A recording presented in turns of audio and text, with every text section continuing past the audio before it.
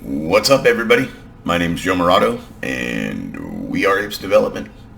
Going to do something a little bit different this week. Been challenged by someone very close to me to do something a little bit different. I've met someone recently who has... I have been challenged by someone dear to me to be brave and to keep it real. And so this week's episode is actually going to be on keeping it real. All right, so let's try this again. The remix. What's up, everybody? My name is Joe Morado, and we are A.P.E.S Development. This week we're going to do something. This week we're going to do something a little bit different.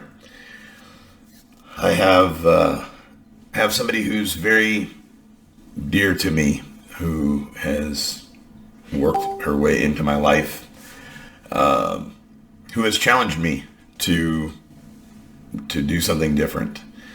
I'm going to do that because the whole purpose of this podcast has always been about transparency and honesty and working on the factors of recovery, which is accountability, positivity, emotional and spiritual growth.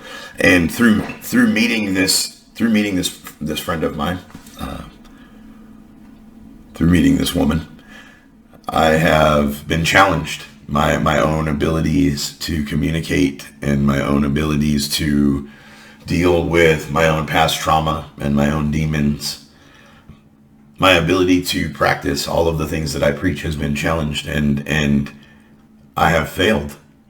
I have failed a couple of times, and I have failed to practice what I preach. And today I was feeling like a fraud, like a phony, and in conversating with her and being honest with her, I said, I feel like I'm a fraud because I can't practice what I preach. And I felt like I wasn't as healthy as I thought I was. And I felt like I wasn't as equipped to deal with life and situations as I thought I was. And in reality, I've done a pretty bang up job, I have to admit, in communicating and being transparent and being vulnerable, taking responsibility for my part in situations. All of those things that I talk about, I have done, and I have shown this person, and she has a great deal of respect and admiration for me, as do I for her. But she gets parts of me that no one else does, and she sees parts of me that I don't share with anyone else ever. And that's what this episode is about. It's about being transparent and being real about everything all the time.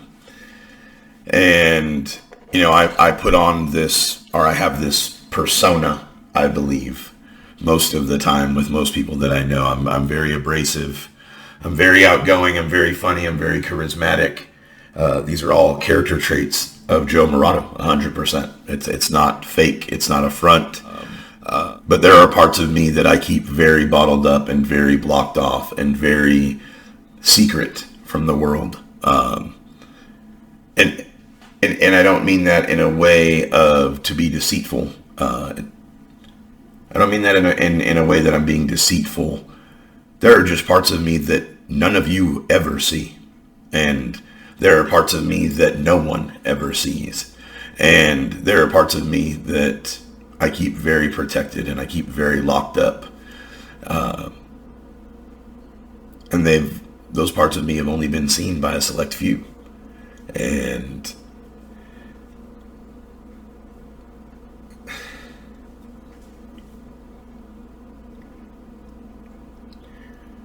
this is a very, very cruel and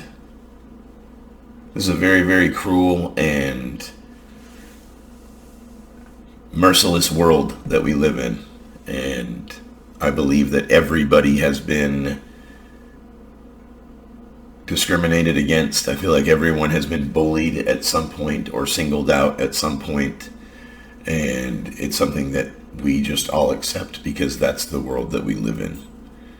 And part of my coping mechanisms and part of my coping skills and part of my dealing with the world that we live in is to keep parts of me completely reserved and completely out of reach and out of touch from anyone else. And I don't mean to be elusive. I'm struggling to be transparent about it. I have a very, very, very, very, very, very, very, very sensitive side. And that part of me has only been seen by a select few people. And that's only because when I feel connected enough to someone or safe enough with someone to really be myself and to really show that part of me, that's the only time that guy shows up. That there's, I have a very, very sensitive, tender, loving, passionate, romantic side who loves to draw and paint and write poetry, and deep down underneath all of this rigid exterior is a helpless romantic. And no one would ever believe that. No one would ever believe that I write poetry, or that I love, and that I believe in a magical fairy tale kind of love. And I don't ever talk about that, and I don't ever let anyone see that side of me, but I absolutely do. I absolutely believe that my Disney princess is out there. And anyhow, the point is that I was sharing with my friend, who shall remain nameless and anonymous to protect her identity and to protect her from any kind of harm, because, like I said, this is a cruel and vicious and bullying, jealous world that we live in, and people are toxic, and people do things out of spite and out of jealousy, and I wouldn't want anyone close to me to be harmed because of something that I talked about, or because I outed them. But she knows who she is, and she knows that this episode is about her, because I told her it was going to be. Anyhow, this friend of mine gets to see that romantic side and that tender side, and she gets to see and hear me be passionate and romantic and say sweet and endearing things constantly, and supportive and encouraging things. And I explained to her that, everything that I say in this podcast is true. All of my experiences, all of my trauma, all of my baggage, all of my demons, all of my past, everything that I share about is transparent. I disconnect from it emotionally when I talk about it. There hasn't been too much time where you guys have seen me be emotional. And that's because I do disconnect from it when I talk about it. When I talk about my abusive father, or toxic relationships, or any kind of fear or any kind of emotion, it's talked about from a logical, mental place. It's not talked about from an emotional place. And the truth is that I'm a very emotional person, and I've hardly let those emotions be seen. Most people see the tough guy comic. That's the persona. That's the character that I display to the world. Am I kind and tolerant and loving and gracious to people? Yes. Because no matter what part of me I'm sharing, the way I treat people is the same. I'm consistent because I treat people the way that I want to be treated. The problem is that 90% of this world doesn't do that. And I believe that we can all affect that if we all treat people the way that we want to be treated. So getting back to the importance of transparency, I've been trying to get this friend of mine to listen to the podcast and to get a better understanding of my experiences without talking about them, and to get a better feel for my passion for helping people and communicating and practicing living better, and by living by better standards. Because to be honest, most of my time with her is spent romancing her, because she brings that part of me out. So at her request, I am being transparent about that side of me, and I am revealing my sensitive side. That is the point of this episode, is to reveal my sensitive side and to share some of my emotional experiences, share some of my hidden talents, and to talk about the parts of me that people don't see, the parts of me that I don't talk about on the podcast.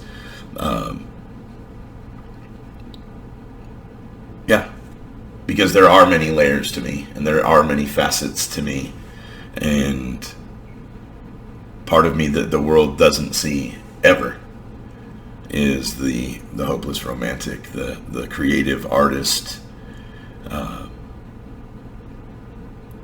the romantic philosopher, I guess.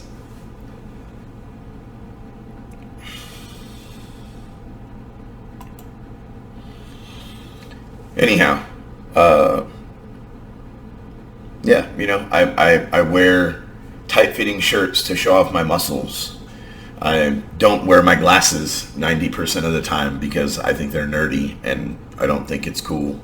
I don't think I look cool wearing glasses, even though I can hardly see and I can hardly read without them.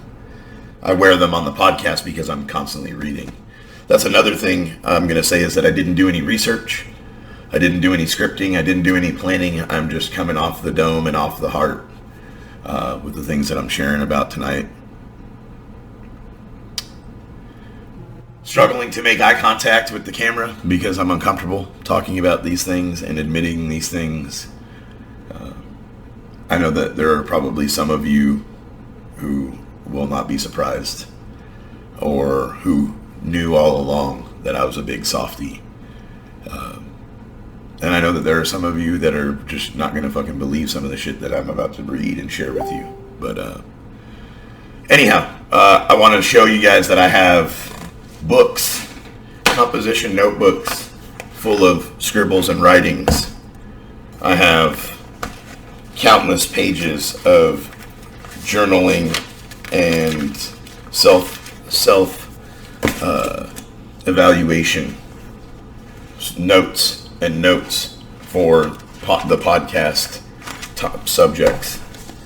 I have pages and pages of poetry that I've typed out on the computer and written over the years. Some of these are dated 2003, 2018, 2011. Most of you don't know that I've been published.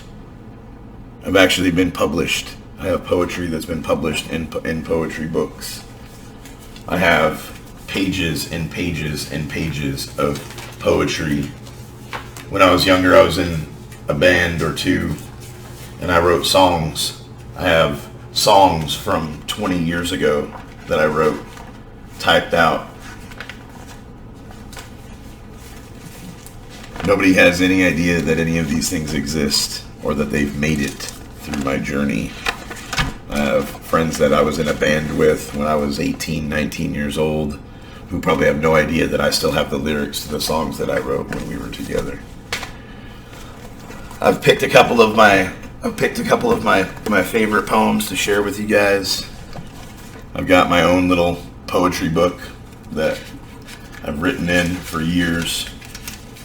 It's got poetry, it's got all kinds of things written in here. And eventually I want to have a book of poetry published that is on the list. Almost nobody on the planet knows that. Almost no one. Liz, if you're listening, I'm gonna read a poem that I wrote about our marriage and when we separated.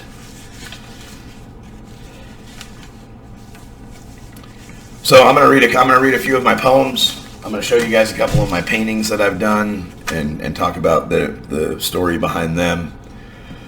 People don't realize that I draw and I paint, and It's another outlet. I talked about journal writing. I've talked about writing as a way to process your thoughts.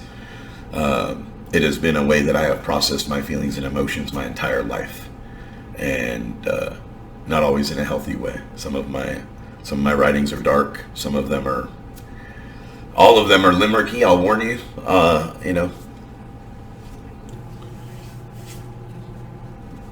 You know what? Here, for the sake of vulnerability, no hat, no disguises, no accessories. So, this is a poem that I wrote about Liz, my first wife. And it was written about 25 years ago. It's called What Love Is. It seems like yesterday that I left my wife. Hurting and scared, I had to change my life. Whether it was for the best is still unclear. I was living a bunch of lies filled with anger and fear. I had to get away and had to clear out my head. I had to stop using before I ended up dead. Trying to start over and trying not to regret. The love that we shared, I'll just never forget. Will she forgive me, or does that even matter? I feel so alone, like I've never been sadder. I know I can't dwell, I just have to move on. I've been up all night just waiting for dawn. To play hide and sleep with the sunlight of day, just wanting and wishing my sadness away. It took me some time for me not to feel wrong. I tried to get it all out in the form of a song. That didn't work, but I began to feel better. I needed to get honest with her, so I wrote her a letter. I had admitted my faults and then forgave hers. Didn't even point out any of the hitting or slurs. It's not about blame or the feeling of shame. We were both trying to win what wasn't a game. Refusing to be beaten and too stubborn to quit, I guess I'm pretty lucky we got out of that shit. Clarity to me is the most terrible thing of all, because when we weren't fighting, we were having a ball. At this point, I don't really care if I ever find love again, because I think I'm quite fortunate that I found it in a friend. I don't think you've ever heard that, Liz. If you're listening, you're welcome. Thank you for the inspiration. For those of you who don't know, Liz is my number one. She was my ride or die, and she's the one that got away because of my lying and drug using and brokenness. When we were 22, 23 years old, lifetime ago, and we are good friends today. So if you're listening, I love you, and I hope that you're living your best life. This one's about my dad, who I've talked about in previous episodes, about the abusiveness or the abusive nature of that relationship. And again, I've always disconnected when I talk about things from my past. I don't show emotion because I talk from a mental place, a logical place. Anyway, this poem is called The Saddest Man I Ever Knew. A real hero was my first impression of you. After a while, that didn't seem to be so true. You were filled with so much anger and so much rage, I always thought that those were things that came with age. So obsessive and compulsive down to your very core, you could always be the winner if I could just keep the score. And though nothing ever seemed to ever be your fault, my love for you stayed locked inside of my heart-shaped vault. You turned into the dark and scary figure of my dreams, still always trying to excuse your hateful screams. You left and denied any and all responsibility without ever a thought of what that could do to me. Again, I found a way to forgive, and I tried to start again, and then there was that Father's Day that truly did me in. So selfish and so arrogant that you could never see the beauty and tenderness you had in a son like me. So old and so alone and still so full of pride, and that's the way you stayed until the day you died. I always saved my love for you even though it never grew, and I can finally accept that you're the saddest man I ever knew.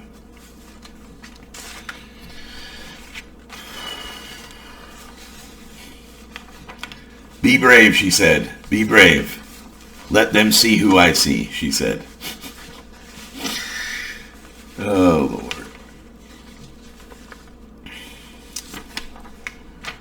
This one's called Being Comfortable in the Gray.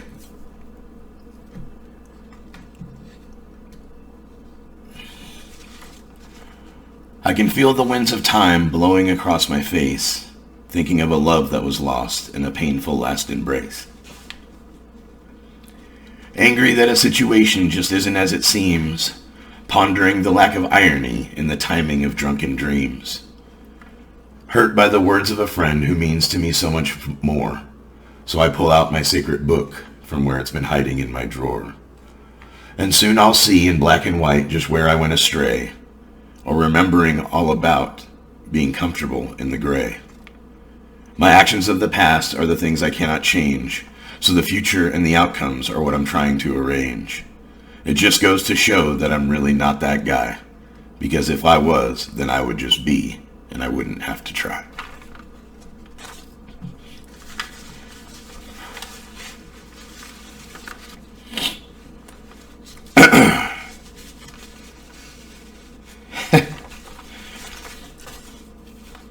(2003) Who am I? You know, I have to say that's a really good question. In fact, figuring it out has almost become an obsession. I've been so many people on this journey through life. A gangster, a laser jockey, a businessman with a wife. I sold drugs, I hung out with thugs, was even an athlete, was even that guy that all the girls thought was so sweet. From putting in work to always going with the flow, I've never been able to determine the identity of Joe. I quit school to work because I so badly wanted to be a man. I'm just a big fucking kid doing the best that I can. Trying so hard to be part of and always feeling less than. What can I say? It was just the way that I was programmed. I was so little when told over and over again that I was no damn good. Of course I was going to grow up the way you said that I would. Confused, afraid, and angry about not being okay with me. Always having to prove myself because then everyone would see that I am good enough, and more times I'm better than most, and then false arrogance comes over whenever I start to boast, trying to convince everyone that I really am that guy. All the while I keep asking myself, who am I?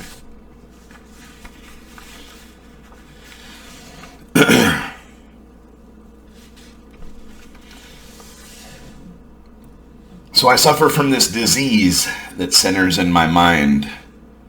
It causes all sorts of chaos during my daily grind, especially when it comes to Shorty and where I'm at with her. My thoughts all run together and now everything's a blur. Maybe I should do this or maybe I should do that, thinking it's this box of cookies that isn't making me fat. My ideas are fucked up, that's the only thing I'm sure, and sometimes I get so angry that my words begin to slur. I lose focus and then I start in with an evil thought about hurting people or about all the times that I've fought. About stupid little things or reasons that I created, something someone thought of me and just had never stated. My head drives me crazy when it tells me that I'm a failure, like the sound the ocean makes to a lonely shipwrecked sailor.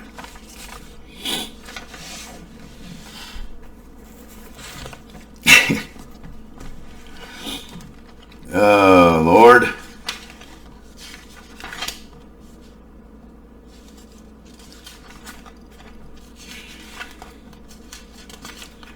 All right. I got a lot, guys. I don't know. I got a lot, and I got some good ones that I really like. So we'll go with insanity reaching out. Let me give you the backstory. So I belonged in 2001, way back, 9/11. I belonged to a poetry forum because I could secretly go online and belong to a poetry club anonymously, and I did when I was much younger. And there was a community of anonymous people who posted poetry, and then people would critique their poetry, and it was anonymous. So you would get, honest opinions from other people who wrote poetry, which was pretty cool. Anyway, I was scrolling through the forums one day on this poetry feed, and there was a title or a place for a poem that had been deleted, and it said that the content had been deleted by the system administrator for violating the terms of service. But the only thing that was left was a title. And it said Insanity Reaching Out. And so being the creative wordsmith that I am, I decided to write a poem in the comments with the same title. And then lots of people followed suit. So a poem that had been deleted ended up having 17 poems under it because of the title. So I found this empty thread and I commented it anonymously as Compulsion, or Compulsion X was my call sign or tag. Insanity reaching out. You feel the urges coming up deep from within, like a monkey on your back or the devil's evil grin. But you know that these are not natural, the things that you desire. For when you're on a run again, you're a thief, a cheat, and a liar. Small price to pay when you don't know that you're insane. And all you're trying to do is get away from all the pain of things that happened in the past and some a bit more recent that make you want to run away from feeling so indecent. You have tried it many times to blame others for your fate. But after all, it was you that gave in and had to demonstrate that the powers of addiction will make you scream and shout, because all along inside you was insanity reaching out.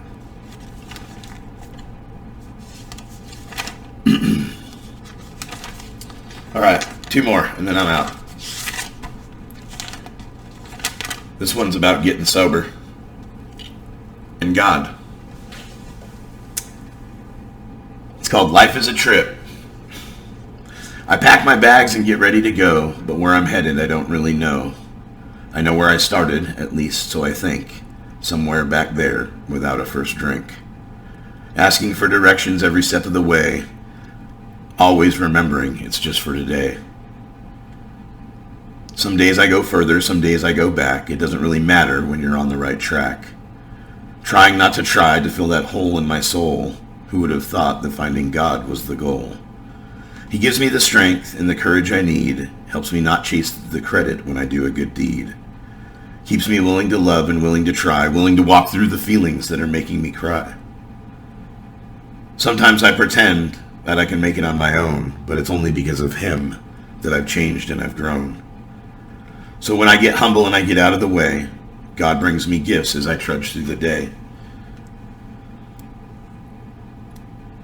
And as long as I'm honest, then I won't take a sip.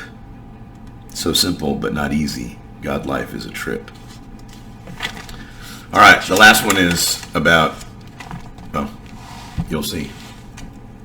It's about using dreams. People that are in recovery or sober or clean, we get these dreams of getting high and drinking or that scandalous life that we live. And for me, usually those dreams happen when I'm not acting right or I'm not living right or I'm making mistakes and my conscience is eating at me. I'll start having these dreams. And I don't know if it's my subconscious reminding me of where I'm headed if I don't get fucking back on the right track or what. Anyhow, I was living in a sober living house at the time. And yeah. So I've been thinking a lot about this dream that I had. My life was all fucked up and things were pretty bad. I woke up in the night with the coldest of sweats, my heart beating fast due to pain and regrets. I take a look around to find that I'm still here. My roommates are all asleep and they have no idea. That I'm tripping again and I can't fucking sleep. And so I get up to smoke and into the backyard I creep. I sit and think to myself on this cold dark night about whether or not I'm ever going to win this fight. After 10 cigarettes and a lot of deep breathing, it's now 3 o'clock and my ass is fucking freezing. So I go back in the house and I climb back into bed, asking God to take these thoughts from my head. And instead of sitting back and always wondering why, I've accepted the fact it's the only time I get high. So there you go. There's a small taste of the sensitive poet that lives somewhere deep in all of this.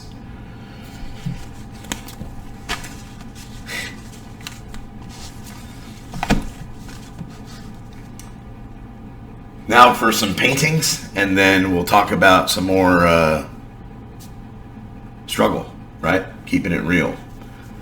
So back to keeping it real. I would not consider myself an artist by any stretch of the imagination. I would say that I have some artistic ability. I would never consider myself a painter or someone who, I don't know. I have some artistic ability. Sometimes things come out really good.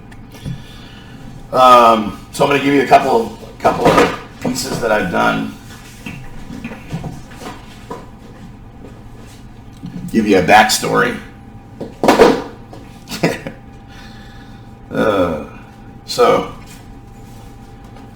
I was dating someone who had an affinity for horses, and she wanted paintings of horses all over the house. And I was going through cancer at the time, and I was doing a lot of drawing and a lot of painting because it kept my mind busy and it kept my hands busy. And idle hands are the devil's plaything, right? So you got to stay busy and you got to stay productive and you got to stay creative, especially if you're sober, because we get into shit. Anyway, I said, well, why don't you let me draw and paint you a horse? And it's one of those things, man. It's just one of those things. So I drew a horse, painted a horse, and it came out a little cartoony, I suppose. So I don't know if you guys can see or how well you can see, but I've never drawn or attempted to draw. There you go. I've never drawn or attempted to draw or paint anything like that before. And I thought it came out pretty fucking good, to be real honest. I was pretty friggin' impressed with myself. And I thought she was going to love it. Wrong, though. Boy, was I wrong. Boy, was I wrong. Yeah, no, her response was, it's kind of cartoony. It looks like a Disney horse. And I was like, wow, you're kind of an ungrateful bitch. And I said, okay. And so I took it and put it in our shed. And that weekend, we went to Hobby Lobby and she bought $75 worth of horse paintings. And I was fucking wounded by that. I was devastated by that. And you know what I learned that day? That she was not for me. And people will let you know. People will let you know. I would never have ever made anyone feel so unappreciated. Even if I thought something was shitty, I would have recognized the effort and the thought and the thoughtfulness behind it, and I would have appreciated it and thanked them and loved them for it.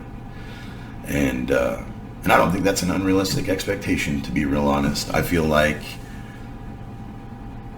if you treat people the way that you want to be treated, that isn't how you would treat someone who spent, I don't know, 20 hours drawing and painting and working on something. It was also in a handmade frame, and the frame was painted, and it was, yeah.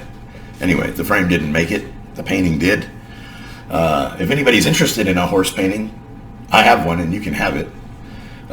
It's free to a good home. All of my artwork is. So there's the story behind the horse painting.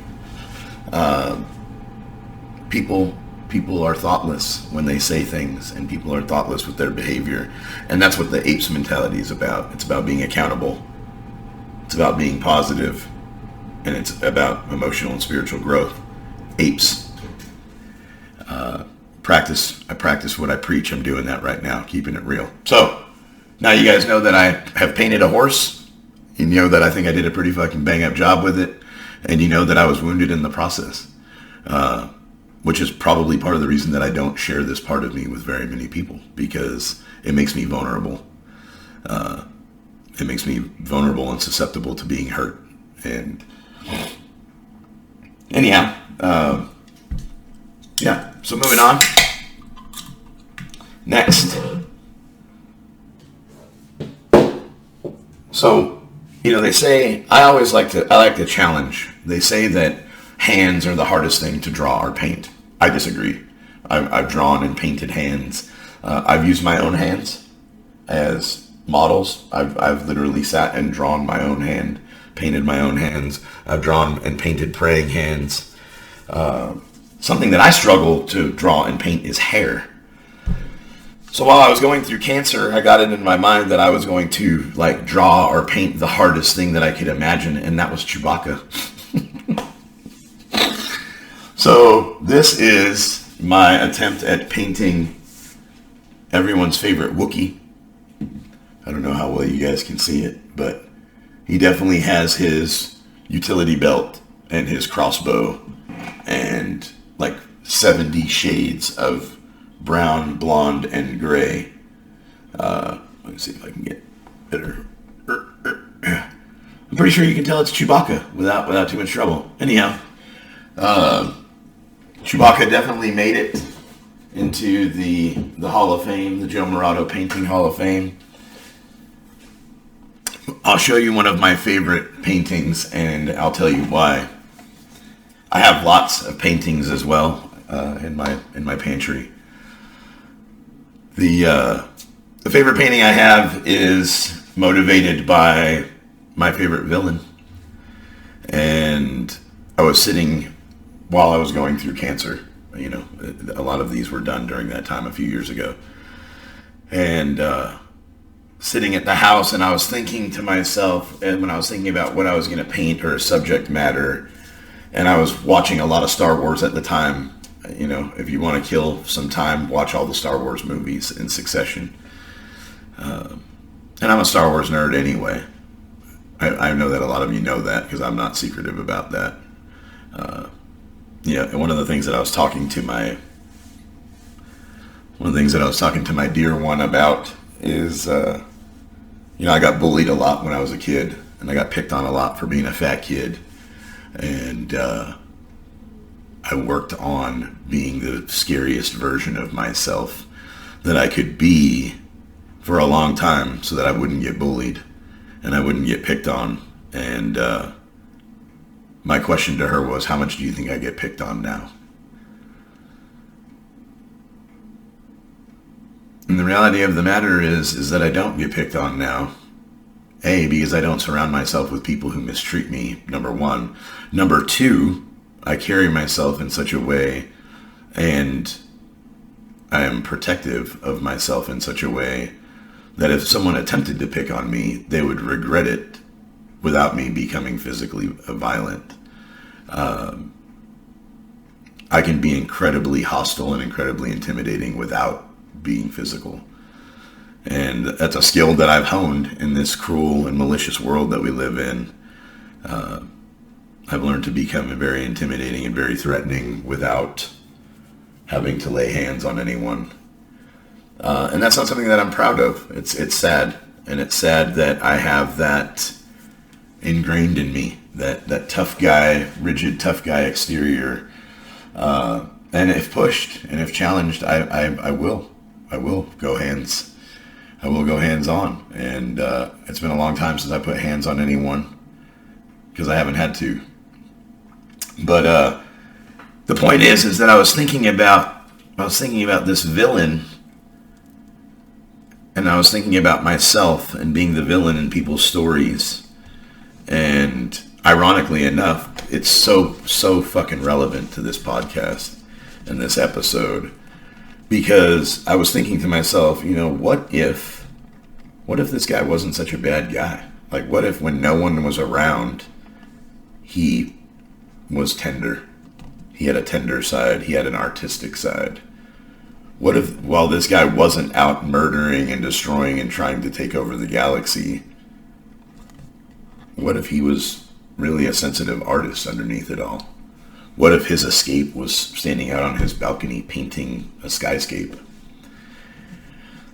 And so, thus the idea was born to draw and paint Darth Vader on the balcony or a terrace on his fortress on Mustafar, which was the volcanic planet where he was essentially born into darkness, when Anakin Skywalker was cut down by Obi-Wan Kenobi and consumed by lava and caught fire and, got his arms and legs chopped off and became a torso engulfed in flames, hence being born into darkness and hatred and the dark side. He took up he took up residence on Mustafar, and Mustafar became his domain. And you see his fortress on Mustafar in Rogue One and a couple of different movies, and I believe even in the show, the Mandalorian show, or yeah, I think so. Well, anyway, I can't remember which show it is, but there are scenes with Darth Vader on Mustafar. Anyhow, rambling. What I did, if you can see, yeah, no, there. So I actually have a wooden easel like this, and he's got his canvas up on his easel, and he is standing out on his terrace on Mustafar, looking out into the distance on the volcanoes and the lava, the rivers of lava running and leading to his fortress. He actually painted the sky. I'm trying to figure out. There. He actually painted the skyscape with the Death Star in the sky and the two moons of Mustafar. And he has duplicated that scene onto the canvas. So this is probably my favorite painting because, A, I think I did a fucking bang up job once again. And because it holds a special meaning to me, because Darth Vader,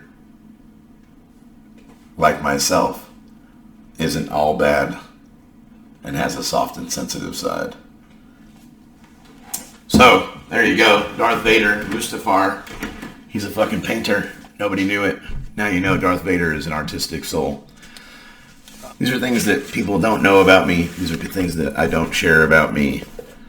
And the purpose of this episode is to be transparent and to be vulnerable and to share honestly the parts of me that no one gets to see. Certain things will be saved before my partner, and that will be that. But she knows who she is, and she knows my heart. And yeah, so here I am being brave, being transparent, being vulnerable, sharing some of my artistic, softer, sensitive side. I'm a hopeless romantic, and I believe in love, and I love, and I love people, and I want everyone to treat each other with respect and to treat each other the way that they want to be treated.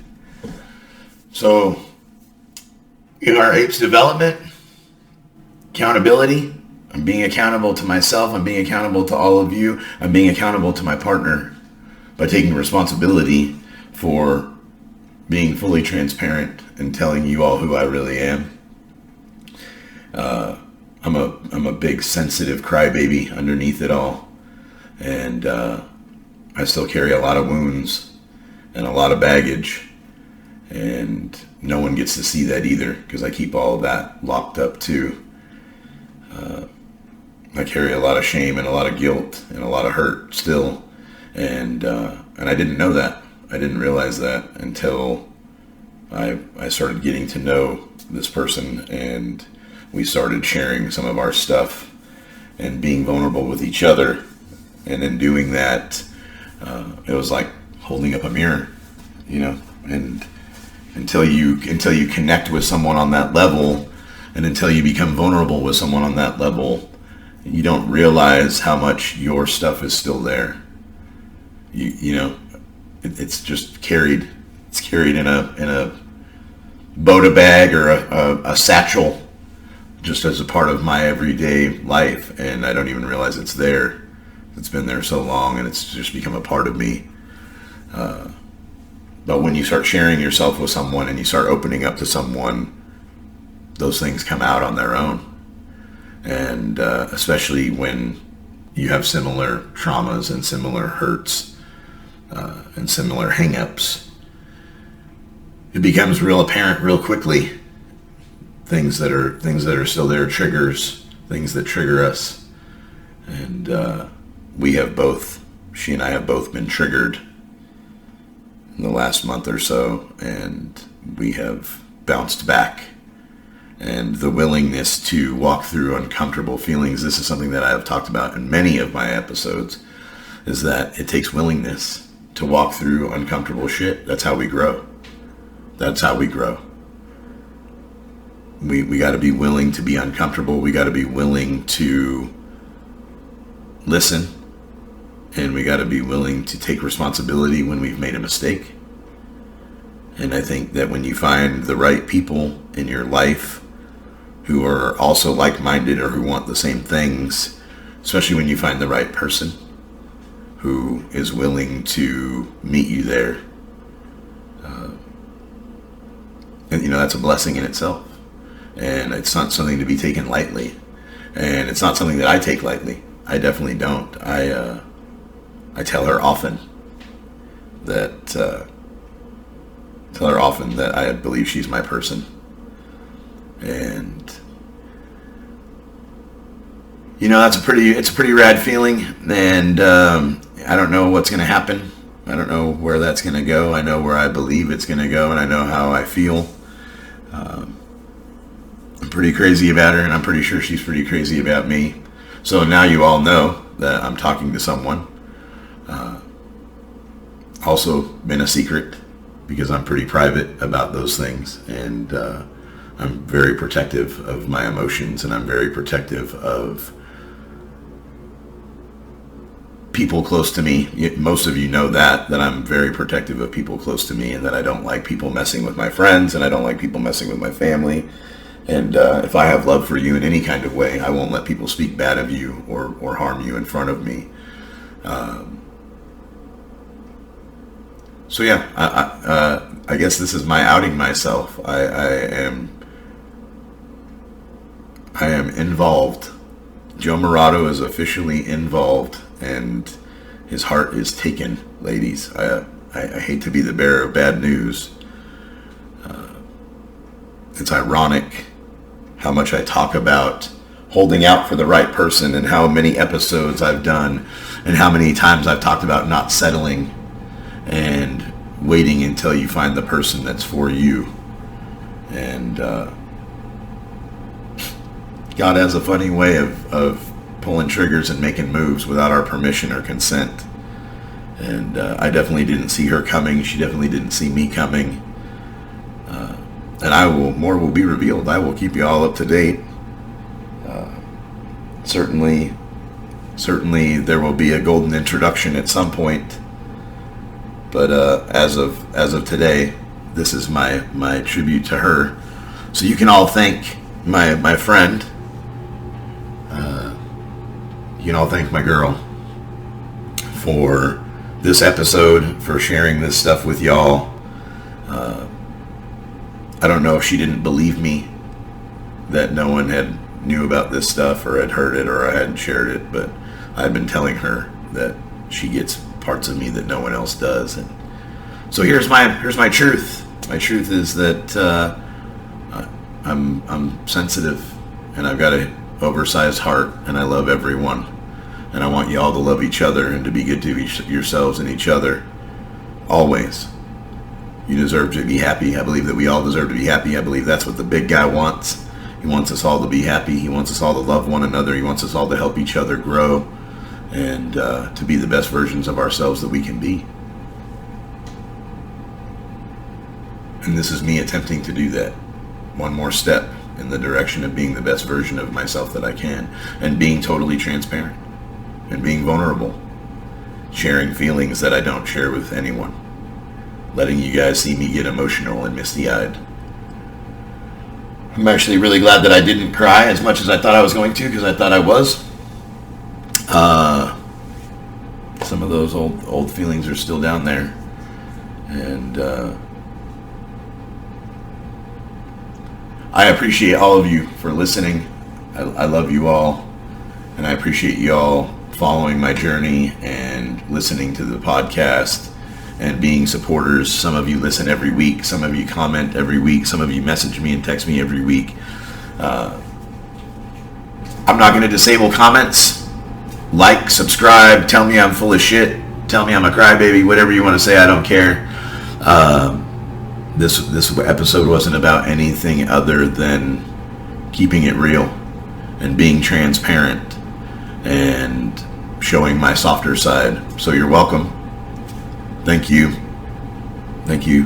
for the inspiration, Mama.